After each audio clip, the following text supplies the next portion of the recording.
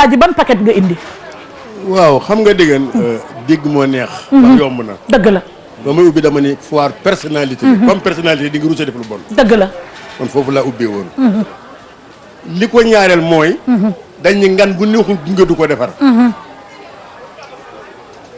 te njaboot bu yokkoo dépasse yokku bu fa nekkee. boo gisee nit ñi daaw ñi dikk ba ñuy recevoir fukki réew ak juróom. la ñu amoon daaw dafa neex ba ñu dellu si waatee ñu recevoir li raw la ñu amoon daaw moo tax ñu sawar a dikk. foire bi nag li ma la ko waxee ren mooy. li ci président jël mosu koo jël ci benn foire. Macky Sall. Moustapha ndax ku fi ñëwoon daaw. ñëw fi ren xam ni foire bi yokku na. li ci am solo nag mooy toujours ñaare olof dana ñiy raas diem. ñii gàmmoog ñii raas diem. bokkuñu. waaye ku raas diem ba for diem te doo ko muurloo jërëtul raas diem. déggoo ma de. dëgg la.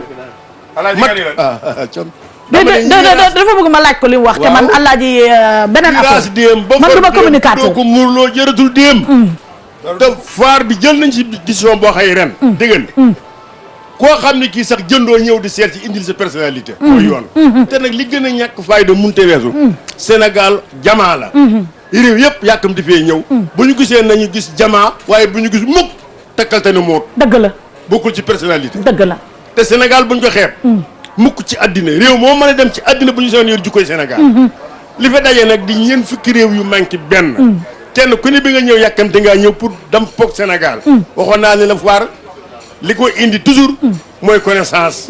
bu connaissance bi rafetee dëgg foo jaar mën a dem. dëgg la waxoon naa ne la ngat bu neexul gunge du ko defar. dëgg la li am solo nag mooy. jeeg bu wàccee ci kër. bu kër ga yokkoo borom kër ga xam na. seex.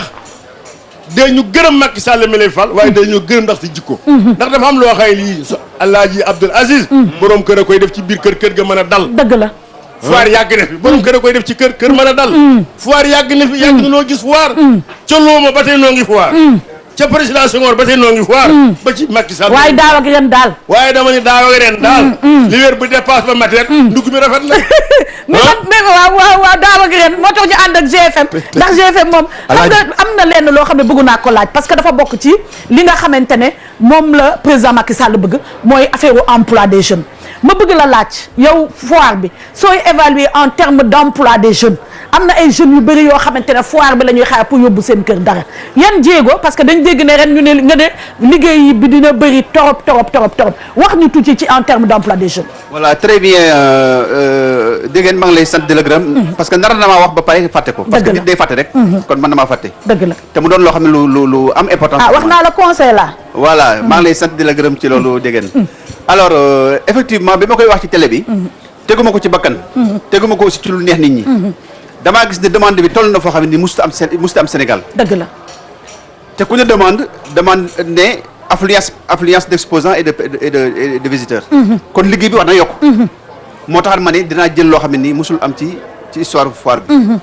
rax ci dolli comme ni nga ko waxee aussi. Sénégal aussi li ittee président Macky Sall mooy vraiment képp koo xam ne am nga problème liggéey. mu jàppale la ba sa dundu oyof. dëgg la. ci loolu laa ko fekkee nag fi mu xool laa xool. ren su ngeen paree ngeen dem ci buntu ba xool nombre de personnes yi ñu jël. li ñu jël ci emploi dépassé na 1300 musul am ci histoire de CICES. 1300 emploi waaw. ba nee naa sama gars yi sama collaborateurs yi. incha allah ren dina affiché dinañ ko publier ci journaux yi. waaw loolu lu jar a ba nit ñi xam ne.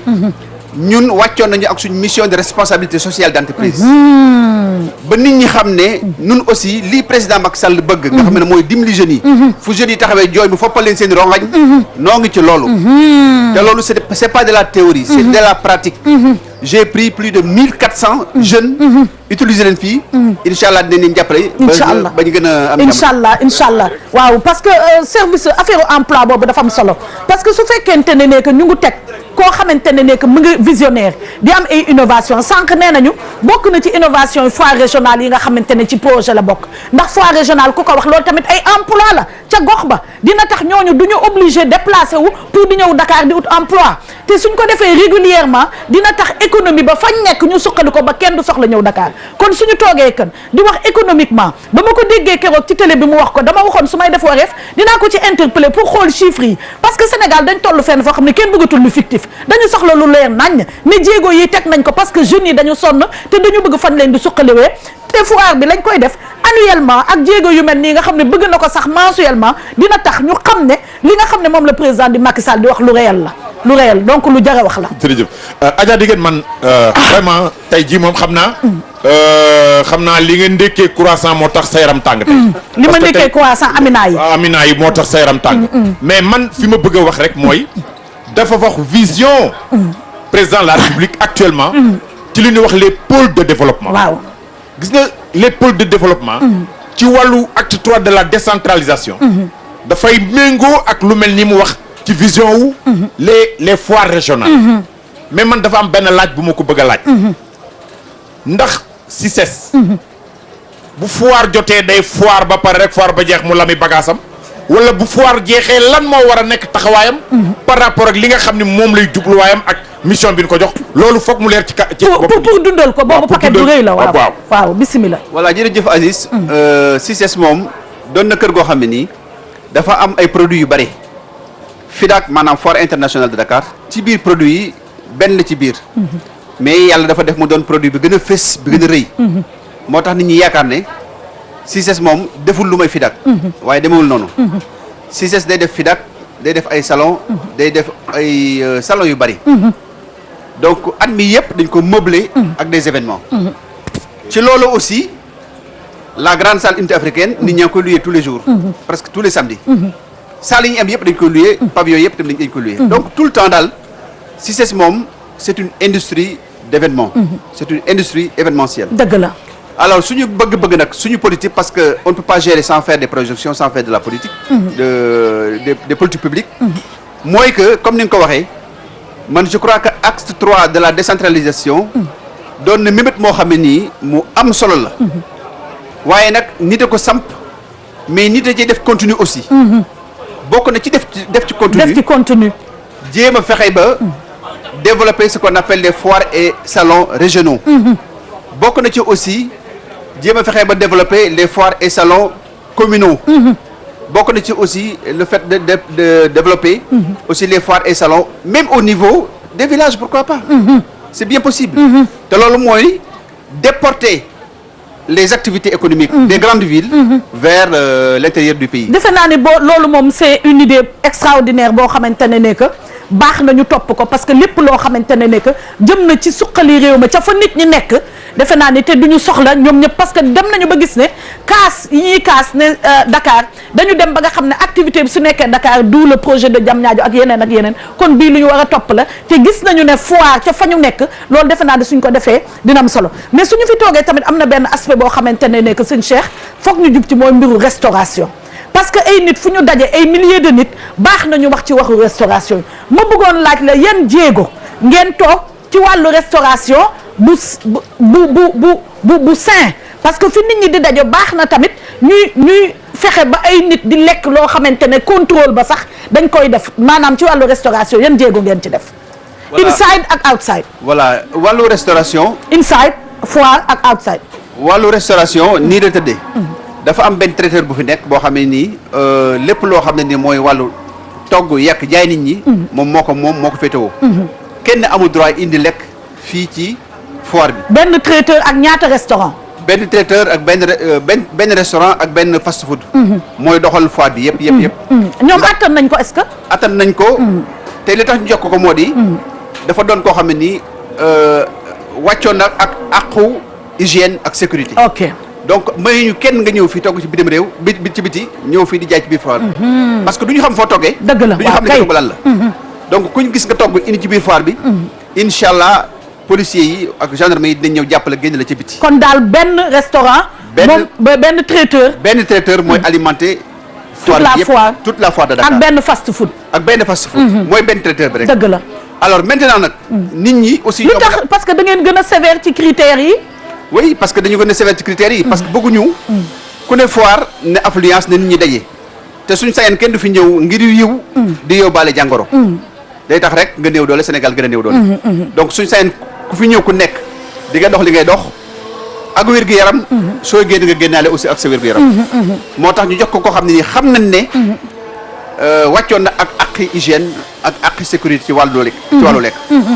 waaye kooku ndax moom njëgam yi def na ko njëg moo xam ne ginnaaw àddina bi yëpp a fay daje te poche yi wuute ginnaaw moom ngeen jox loolu mu yokk ci foire bi yëpp ndax def na ci tamit ay prix yoo xam ne ku ci nekk la mu am di nga mën a lekk wala boog daf ko def pour VIP rek compagnie tonton Abdou Aziz ak Alaaji Ndiaye la. waaw prix yëpp am nag defe naa. waaw prix yëpp am. waaw defe naa ku bëgg a lekk plateau 6000 francs di nga lekk plateau 6000 francs. waaw mais ku bëgg sandwich 300 francs aussi am na. lépp ci kii bi lépp ci biir. waaw loolu defe naa ne tonton Abdou Aziz lu ñu itteel la mbiru restauration. waaw lu tax nag ma doon wax inside ak outside bëri na fi ñenn ñoo xamante ne xëy na ñu ngi ñëw de manière anarchique installé wu aux alentours de la foire ndax ñooñu dafa am sécurité boo xamante ne daf ciy chargé wala boo ku xas génn ci foire bi géré te leen ko. loolu jël nañ ci matuwaay. képp koo xam ne da ngaa ñëw rek jàpp ne la amoon moo amaat ren ji ba tax nga def ko. incha allah du doxee noonu. képp ku ñu gis nga jël sa ay bâche wala sa yaa xam loo mën a yor. dem ci biti di jéem a def dara. gis ne la fekk jëlee la foofu nga dem. foire bee am. biti foire bi amul biti foire bi mbeddem boor la. kon duñ may kenn nga toog ci bunt bi. naa da ngay def say activité économique. ku koy def da ngay dugg ci foire bi nga sàmmonte ak foire bi nga def sa activité économique. dëgg la. dinaa dolli ci mbir mi loo xam ne nii. lu am solo la te mu nekk innovation boo xam ne nii tam aussi musul am ci foire Dakar. mu di aspect humanitaire. humanitaire. ku nekk xam na ne président de la République monsieur Macky Sall. pardon day bëgg a taxaw Sénégal li ñuy wax SEMU. couverture maladie universelle. waaw. loolu pour dimbali ñi nga xam ne nii dañoo bëgg a faju te amuñu ay moyens. ba tax na ren ci foire bi. incha allah képp koo xam ne ñëw nga fi. di nga fi fekk groupe yoo xam ne dañoo spécialisé man laa saytu sa wér-gu-yaram.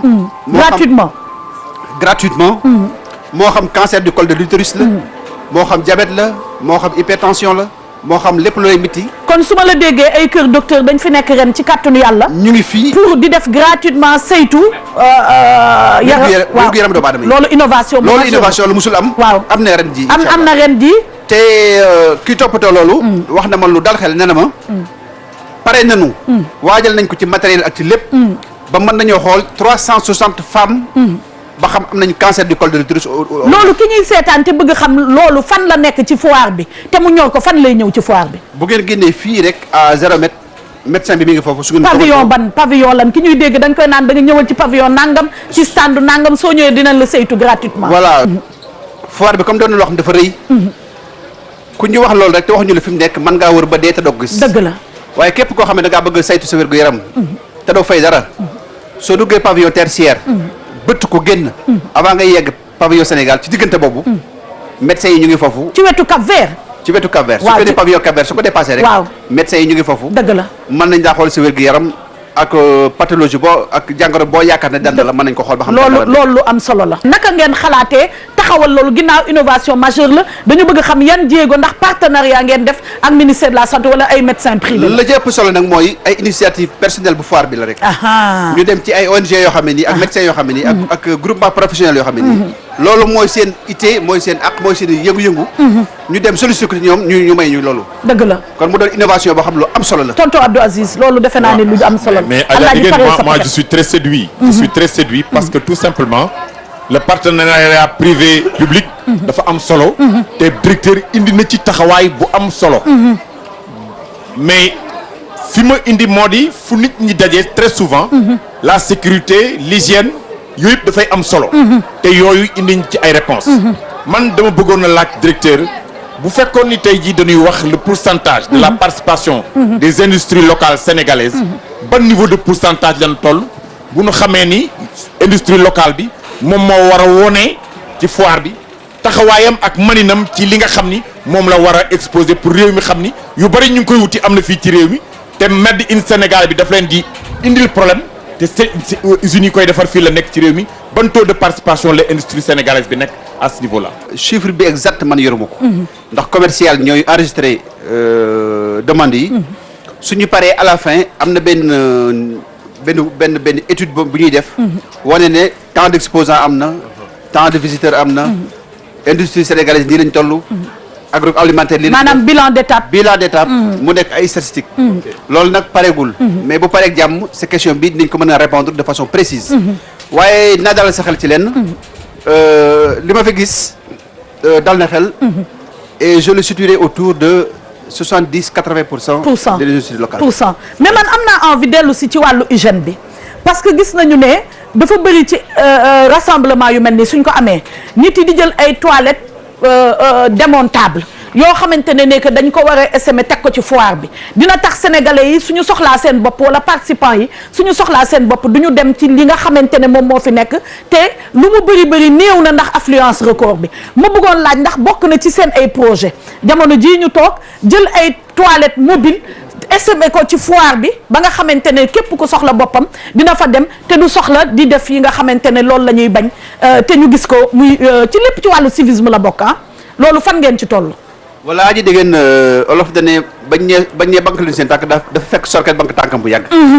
xam naa information bi ñëpp amuñu ko. mais toilette mobile ren def naa sacrifice jënd lu mat 20 toilettes mobiles. 20 toilettes mobiles. incha allah di ngeen gis toilettes mobiles yu mucc ayib yoo xam ne yu bees la. dëgg la. dañ ko daan luyee bu njëkk mais man damaa jënd ren. jënd ren mu nekk un patrimoine du dëgg la donc doon na loo xam ne ni aussi sama souci la. doon na loo xam ne aussi saytu nañu ko daal ba jaar na yoon. dëgg la ba képp ku soxla boppam daal foo tourné ci foire bi gis toilette mobile. tabarkalla ma bëgg fàttali rek. ne aussi am na li ñuy wax rencontre B2B. ak forum scientifique. xam ngeen ne FIDAK bu nekk ñi jaay su nekkee nii ak ñeneen aussi. dafa am lu ñuy wax thème bi. thème de la foire. thème boobu aussi dafa am scientifique yu ñëw di ko débat di ko traité. ren invité nañ ci ñoo xam ne nii ñu seen xam-xam xarañ la. dinaa ci citer rek sama benn ancien professeur. à l'université de Versailles. ñu koy wax Martin O'Connor. incha allah dina ñëw Sénégal. di def benn conférence bu am solo. te maa ngi ciy invité sénégalais yëpp nañ ñëw. bi may def doctorat mooy sama professeur bu ma encadré à l'université de Versailles. c'est le plus grand animateur européen. de l'économie écologique et du développement durable.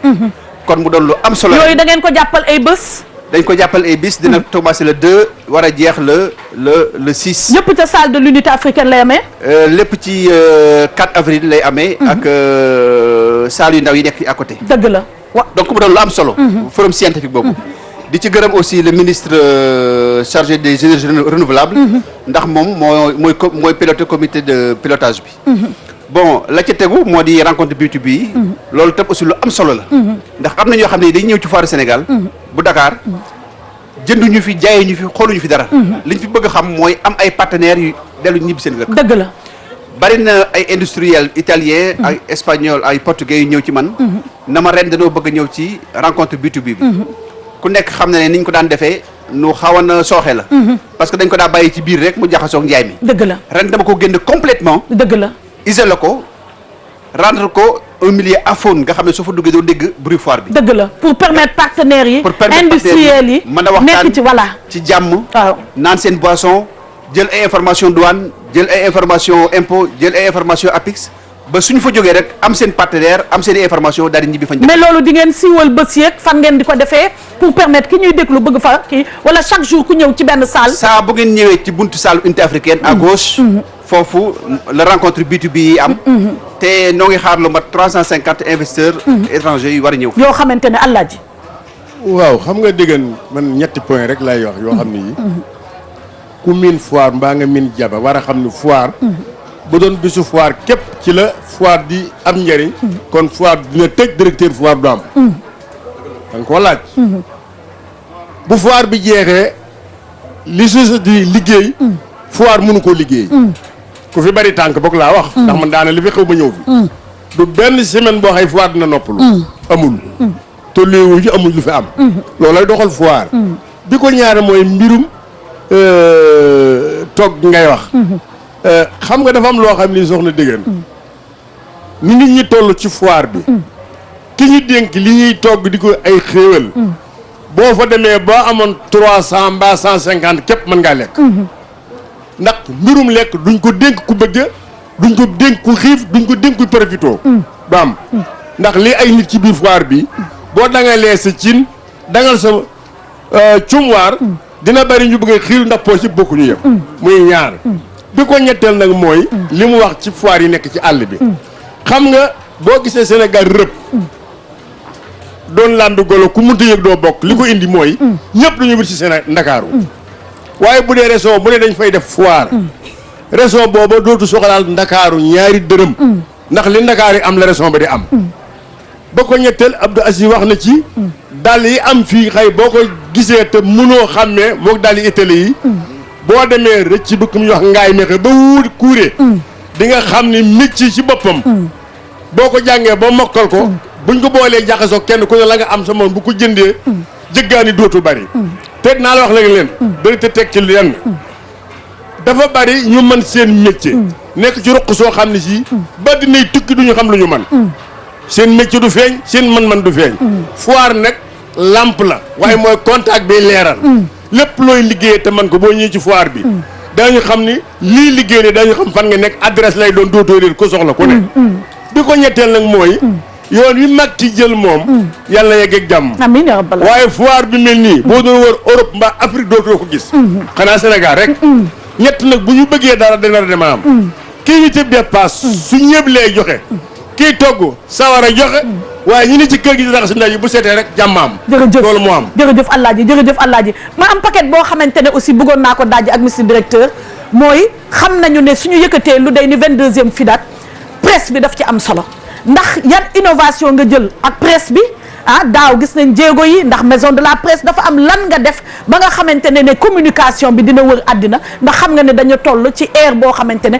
communication liggéey bi nga liggéey foog nga suqali ci communication bu am solo pour mu mën a yegg fa nga jëm yan jéego nga jël avec la presse. waaw depuis daaw la njëkk a def la plus grande innovation mooy que def ouverture démocratique au niveau de la presse bu njëkk xaw naa am ay monopole mais bi ma dikkee dama ne wax dëgg yàlla comme àddina bi moom léegi jamonoy mondialisation la jamonoy démocratie la jamonoy bonne gouvernance la ku nekk la nga man bàyyi nañ nga ñëw proposé ko bañ ko defee aussi xam ngeen lam jur moo di ñëpp di ñëw nañu ku fi am droit ku nekk ñëw nga def sa liggéey na mu waree te amul benn gàllankoor loolu kon daaw la woon la première grande innovation bon ren nag ay la yéen ci wet googu lañ fa def mënatuñ koo passé parce que ouverture moom ouverture rek la mënatoo def la ëpp ouverture li ci dolli ko moo di ren ADI dimbali nañu ci wàllu ordinateur internet ba nga xam ne nii lépp loo xam ne mi ngi dox ci foire bi incha allah dinañ ko retransmettre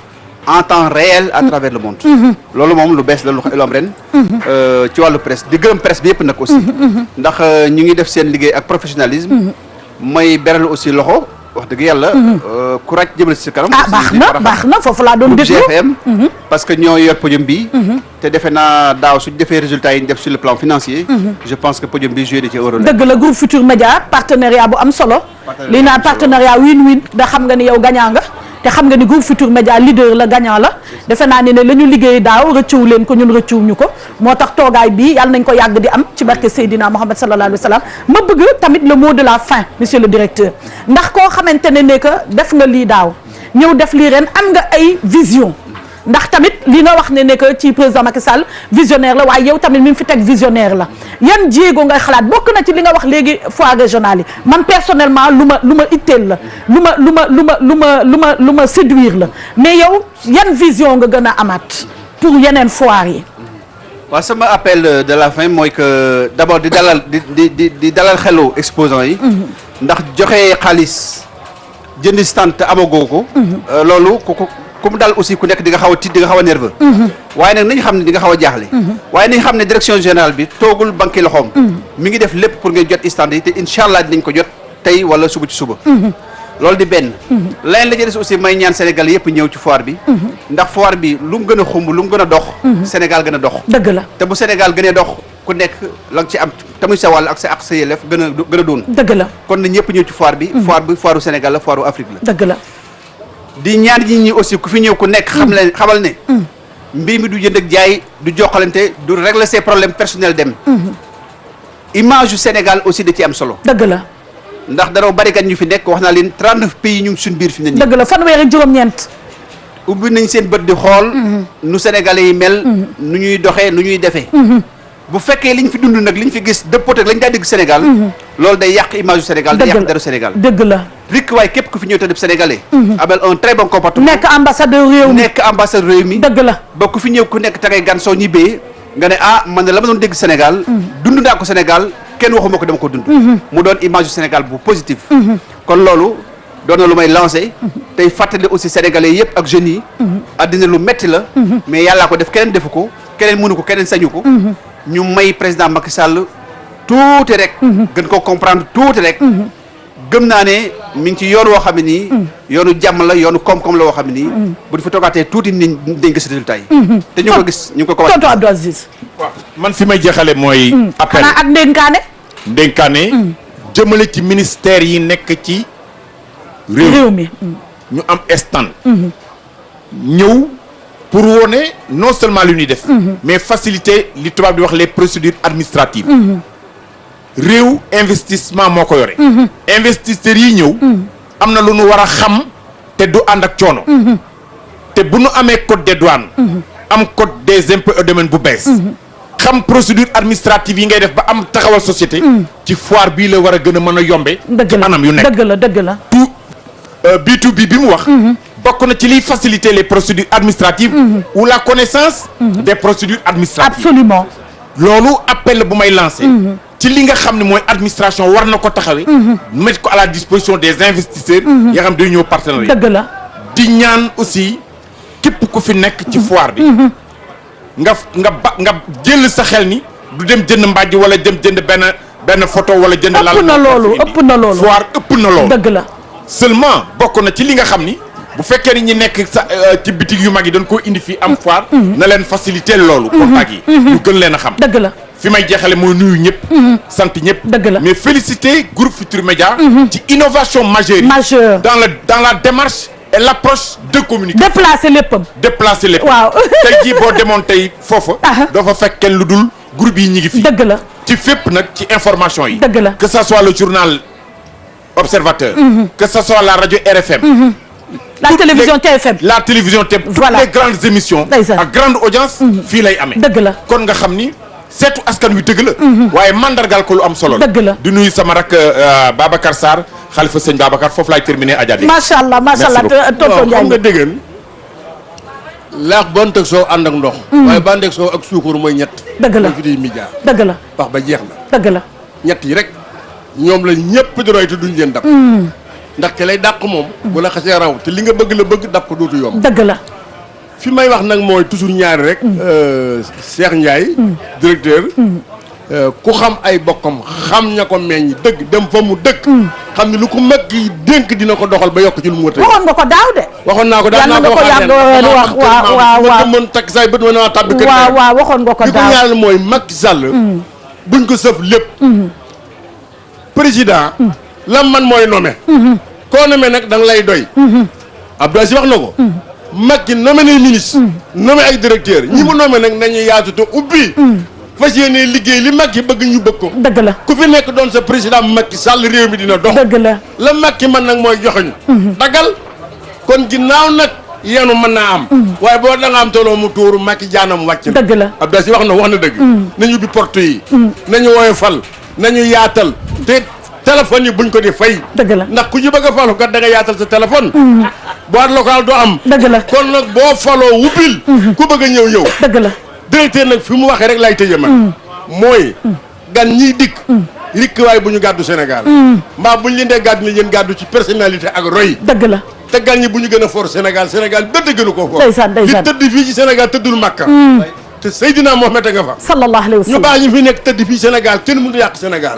kon ku ñëw ci foire sañseel am sa personnalité bu bopp jikko yi sañse gan goo gis teeralal ni jikko yi sañse bu ko defee jàmmam directeur lu ñëw fi ren ñëw fi daaw yàlla nañ fi ñëw déwén ak jàmm di la ñaanal bu baax li la Macky dénk yàlla na ko yeggale amiin amiin yaa rabbal alamin ndax yow groupe Futurs Médias rek la ñor ndeysaan moom rek nga bëgg waaye nag bëgg ku mat a bëgg ndax li wér te wér jéeg bu dul wàññi dépasse tey yokk mooy fii bëgg a jub ñëwal Alaaji di remercier waat bu baax a baax monsieur le directeur ak équipe bi nga àndal parce que c'est une équipe dynamique boo xamante ne ñoo ànd ak yow delluwaat di ziyaarat kilifa diine yi nga xam ne ñoom ñoo nekk ci réew mi di sàkku ci ñoom ñaan waaye dellu di leen ñaanal ñoom kilifa diine yi fu ñu mën a ne yal na yàlla ñoo di seen fan wéral seen cër ci barke Seydina Mohamed sallallahu alayhi wa sallam di remercier waa groupe Futurs Médias yëpp waa CICES yëpp di ñaan suñu borom bi tamit gën la jàppale ndax projet yi bëri na perspective yi bëri na kon fii la woon ci Futurs Médias jërëjëf waaw moo waral coow li jërëjëf